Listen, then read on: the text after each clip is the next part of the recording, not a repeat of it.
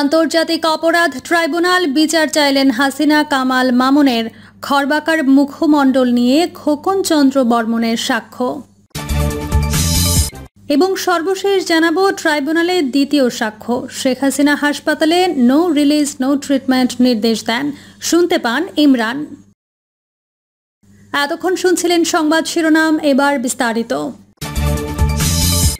আন্তর্জাতিক অপরাধ ট্রাইব্যুনাল বিচার চাইছেন হাসিনা কামাল মামুনের। খর্বাকার মুখমণ্ডল নিয়ে খোকন চন্দ্র বর্মনের সাক্ষ্য। খুব কাছ থেকে করা পুলিশের ওপর গুলিতে ক্ষতবিক্ষত মুখ, চেনার উপায় নেই যে এটা কোনো মনুষ্য অবয়ব নাকি রক্তহীন হওয়া কোনো হরর মুভির দানবীয় চরিত্রের মুখ। বিভৎস খর্বাকার মুখমণ্ডল মাস্কে ঢেকে খোকন চন্দ্র বর্মন কাঠগড়ায় দাঁড়িয়ে বিবরণ দিলেন দানবীয় হাসিনা শাসনের অবিশ্বাস্য নিষ্ঠুরতা, যে নিষ্ঠুরতার তথ্যচিত্র দেখে অশ্রু সংবরণ করতে পারেননি জনাকীর্ণ ট্রাইব্যুনালে উপস্থিত অনেকেই। যাত্রাবাড়ি থানা পুলিশের গুলিতে ক্ষতবিক্ষত হওয়া মুখমণ্ডলে গরু জবাইয়ের মতো ফিনকি দিয়ে রক্ত ঝরছিল। গা শিউরে ওঠা সেই দৃশ্যের দিকে তাকানো যাচ্ছিল না। সাক্ষীর কাঠগড়ায় দাঁড়িয়ে ড্রাইভার খোকন চন্দ্র বর্মন বললেন, ওটাই আমি। মানুষের আশীর্বাদে ভগবান আমায় বাঁচিয়ে রেখেছেন। প্লাস্টিক সার্জারির পরও মুখমণ্ডলের যে আদল হয়েছে সেটিও যে কেউ দেখলে আঁতকে উঠবে। এটাই কি সেই শেখ হাসিনা বিরোধী লড়াইয়ে দীপ্ত শপথে মিছিল নিয়ে এগিয়ে আসা খোকন? পিনপতন নীরবতায় ট্রাইব্যুনালে হাজির হয়ে খোকন বললেন, আমার সব শেষ হয়ে গেছে। 24-এর মানবতা বিরোধী অপরাধে শেখ হাসিনা, আসাদুজ্জামান খান কামাল এবং চৌধুরী আবদুল্লাহ আল মামুনের বিরুদ্ধে প্রথম সাক্ষ্য দিয়েছেন বাস চালক খোকন চন্দ্র বর্মন। গতকাল রোববার বিচারপতি গোলাম মর্তুজা মজুমদার নেতৃত্বাধীন 3 সদস্যের আন্তর্জাতিক অপরাধ ট্রাইব্যুনাল 1 এবং প্রথম মামলার সূচনা বক্তব্য উপস্থাপন করেন চিফ প্রসিকিউটর মোহাম্মদ তাজুল ইসলাম। পরে প্রথম সাক্ষী হিসেবে সাক্ষ্য রেকর্ড করা হয় খোকন চন্দ্র বর্মনের। সাক্ষী 23 বছরের খোকন চন্দ্র বর্মন গত বছরের 18 জুলাই নারায়ণগঞ্জের সাইনবোর্ড এলাকায় তার সামনে ঘটে যাওয়ার বিবরণ দেন। হতাহতের বিষয়ে সাক্ষ্য প্রমাণ দেন। সাক্ষ্যে তিনি বলেন, ওই দিন যাত্রাবাড়ি থানা থেকে পুলিশ বের হয়ে পাখির মতো ছাত্র জনতার ওপর গুলি চালায়। তিনি সহ সহযোদ্ধারা ফ্লাইওভারের পিলারের আড়ালে আশ্রয় নেয়। পরে পুলিশ তাকে টার্গেট করে গুলি করলে হাতে পায়ে গুলি লাগে। এক পর্যায়ে তিনি ফ্লাইওভারের নিচে থাকা কিছু প্লাস্টিকের ড্রামের পেছনে আশ্রয় নেন, কিন্তু পুলিশ খুব কাছে থেকে তার মাথা টার্গেট করে কয়েকটি গুলি করে। গুলিগুলো মুখমণ্ডলে লাগলে তিনি পড়ে গিয়ে চিৎকার করতে থাকেন, মাটিতে পড়ে ছটফট করতে থাকেন, হাত উঁচিয়ে মানুষের সহযোগিতা চাইতে থাকেন। সহযোদ্ধারা তাকে ধরাধরি করে প্রথমে মুগদা মেডিকেল কলেজে নিয়ে যায়। সেখানে তাকে রাখা হয়নি, পাঠিয়ে দেওয়া হয় ঢাকা মেডিকেলে। প্রাথমিক চিকিৎসা শেষে তাকে নিয়ে যাওয়া হয় মিরপুর ডেল্টা হাসপাতালে। সেখানে কয়েকদিন চিকিৎসার পর নিয়ে যাওয়া হয় ঢাকা মেডিকেলের বার্ন ইনস্টিটিউটে। এখানে তিনি 1 মাসের মতো আইসিইউতে ছিলেন। সেখান থেকে সরকার খোকন চন্দ্র বর্মনকে উন্নত চিকিৎসার জন্য রাশিয়া পাঠায়। সেখানে তার মুখমণ্ডলের প্লাস্টিক সার্জারি হয়। এখনও রাশিয়ায় তার চিকিৎসা চলমান। আগামী 12 আগস্ট তার রাশিয়ায় চিকিৎসা চলমান। সাক্ষ্যে খোকন চন্দ্র বর্মন বলেন, আমার এক চোখ শেষ হয়ে গেছে, আরেক চোখে ঝাপসা দেখি, আরেক নাক চোয়াল সব নষ্ট হয়ে গেছে, আমার সব শেষ হয়ে গেছে। এক পর্যায়ে মাস্ক খুলে বিকৃত খর্বাকৃতির মুখমণ্ডল ট্রাইব্যুনালকে দেখান খোকন। খোকন বলেন, মাননীয় আদালত, আমার এই অবস্থা যারা করেছে, আমাদের ভাইদের যারা হত্যা করেছে, আমি তাদের বিচার চাই। শেখ হাসিনা, কাওয়া কাদের, আসাদুজ্জামান খান কামাল, সাবেক আইজিপি মামুন ও শামীম ওসমানের বিচার চাই। গতকাল প্রথম সাক্ষ্য দেওয়ার পর শেখ হাসিনার পক্ষে রাষ্ট্রনিযুক্ত আইনজীবী আমির হোসেন খোকন চন্দ্র বর্মনকে জেরা করেন। আজ এই মামলায় পরবর্তী সাক্ষ্য গ্রহণের তারিখ ধার্য রয়েছে। গতকাল রোববার চিফ প্রসিকিউটরের সূচনা বক্তব্য উপস্থাপনের আগে অ্যাটর্নি জেনারেল মোহাম্মদ আসাদুজ্জামান স্বৈরাচার শেখ হাসিনার বিচারের দিনটিকে ঐতিহাসিক বলে উল্লেখ করে বক্তব্য রাখেন। বক্তব্যে তিনি ইতিহাসের কুখ্যাত স্বৈরশাসকদের বিচার এবং তাদের নির্মম প্রাণদণ্ডের দৃষ্টান্ত তুলে ধরেন।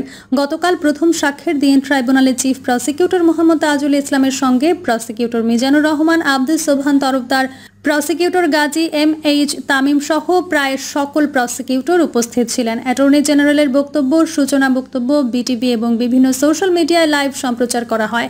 তবে সাক্ষী খোকন চন্দ্র বর্মনের কোনো বক্তব্য সম্প্রচার করা হয়নি। তার নিরাপত্তার স্বার্থে তার বিস্তারিত পরিচয়ও গোপন রাখা হয়। সাক্ষ্য প্রদানকালে শেখ হাসিনার পক্ষে ছিলেন রাষ্ট্র নিযুক্ত আইনজীবী অ্যাডভোকেট আমির হোসেন। মামলাটিতে গ্রেফতার হয়ে ট্রাইব্যুনালে হাজির ছিলেন পুলিশের সাবেক আইজি চৌধুরী আবদুল্লাহ আল মামুন। তার পক্ষে অ্যাডভোকেট জায়েদ বিন আমজাদ উপস্থিত ছিলেন। এদিকে গতকাল বিচারিক কার্যক্রমের সময় এই মামলার রাজসাক্ষী সাবেক আইজিপি চৌধুরী আবদুল্লাহ আল মামুন কাঠগড়ায় হাজির ছিলেন। এই মামলায় শেখ হাসিনার সাবেক স্বরাষ্ট্রমন্ত্রী আসাদুজ্জামান খান কামাল ও সাবেক আইজিপি চৌধুরী আবদুল্লাহ আল মামুনের বিরুদ্ধে গত 10 জুলাই অভিযোগ গঠন করে বিচার শুরুর আদেশ দেন আন্তর্জাতিক অপরাধ ট্রাইব্যুনাল 1। এছাড়া এই মামলায় দোষ স্বীকার করে ঘটনার সত্যতা উদ্ঘাটনের রাজসাক্ষী হতে সাবেক আইজিপি চৌধুরী আবদুল্লাহ আল মামুনের আবেদন মঞ্জুর করেন ট্রাইব্যুনাল।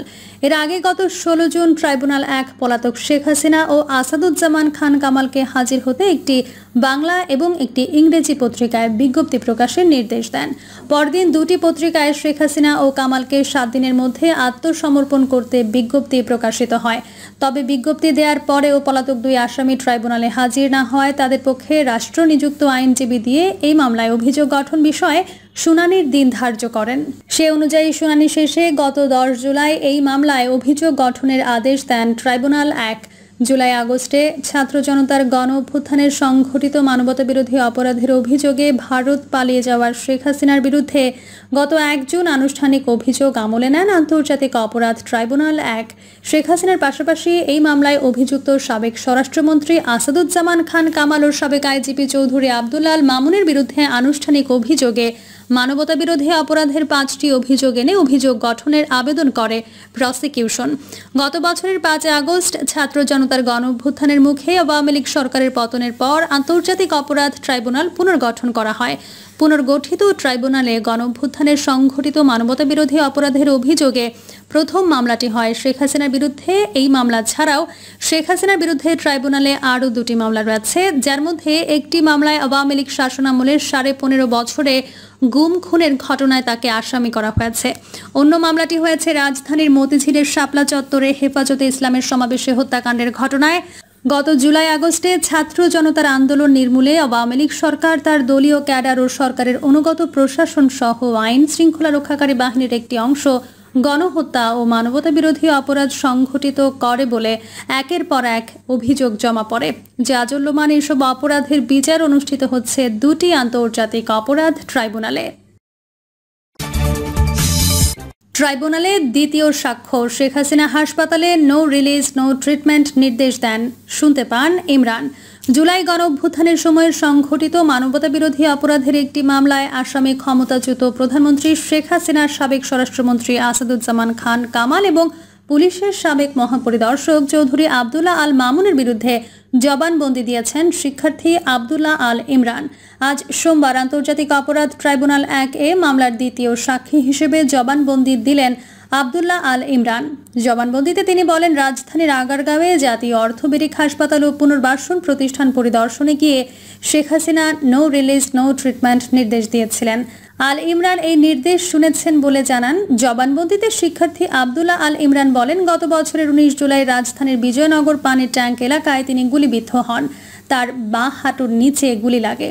আবদুল্লাহ আল ইমরান বলেন, পঙ্গু হাসপাতালে তার চিকিৎসা চলছিল। গত বছরের 26 অথবা 27 জুলাই সকাল 9টা থেকে 10টার দিকে তৎকালীন প্রধানমন্ত্রী শেখ হাসিনা ওই হাসপাতালে পরিদর্শনে যান। এক পর্যায়ে শেখ হাসিনা তার কাছে যান। শেখ হাসিনাকে তিনি ম্যাডাম বলে সম্বোধন করেন। শেখ হাসিনা তাকে আপা বলে ডাকতে বলেন। আবদুল্লাহ আল ইমরান আরও বলেন, তিনি কোথায় পড়াশোনা করেন, হলে থাকেন কিনা, কেন থাকেন না সেই সম্পর্কে শেখ হাসিনা জানতে চান। তিনি বলেন, এক পর্যায়ে শেখ হাসিনা বুঝতে পারেন আমি আন্দোলনকারী। তিনি আমাকে জিজ্ঞেস করেন, পুলিশ তোমাকে গুলি করেছে? আমি বলি, পুলিশ আমাকে সরাসরি গুলি করে। পুলিশের পোশাকে কারা ছিল সেটা আমি জানি না। আমার পর আরও 4 থেকে 5 জনের সঙ্গে তিনি কথা বলেন। পরে শেখ হাসিনা যখন চলে যাচ্ছিলেন তখন হেল্প ডেস্কের কাছে গিয়ে no release no treatment order দিয়ে যান, যা আমি শুনতে পাই। তবে নো রিলিজ নো ট্রিটমেন্ট মানে কি তখন বুঝতে পারেননি বলেও জবানবন্দিতে উল্লেখ করেন আবদুল্লাহ আল ইমরান। তিনি বলেন, এক পর্যায়ে তিনি দেখেন যথাসময়ে তার অস্ত্রোপচার হচ্ছে না, বাইরে থেকে ওষুধ কিনতে পারছেন না। তার বাবা হাসপাতাল থেকে নিয়ে যেতে চাইলেও নিতে পারছিলেন না। তখন তিনি বুঝতে পারেন নো রিলিজ নো ট্রিটমেন্ট এর মানে। তার পা কেটে তাকে কারাগারে নিতে চেয়েছিল। এই ঘটনার জন্য শেখ হাসিনার সাবেক স্বরাষ্ট্রমন্ত্রী আসাদুজ্জামান খান কামাল ও পুলিশের সাবেক মহাপরিদর্শক চৌধুরী আবদুল্লাহ আল মামুনকে দায়ী করেন আবদুল্লাহ আল ইমরান। প্রিয় দর্শক, এই ছিল এখনকার সর্বশেষ সংবাদ। আপডেট সব সংবাদ পেতে চ্যানেলটি সাবস্ক্রাইব করে বেল আইকনটি ক্লিক করে রাখুন।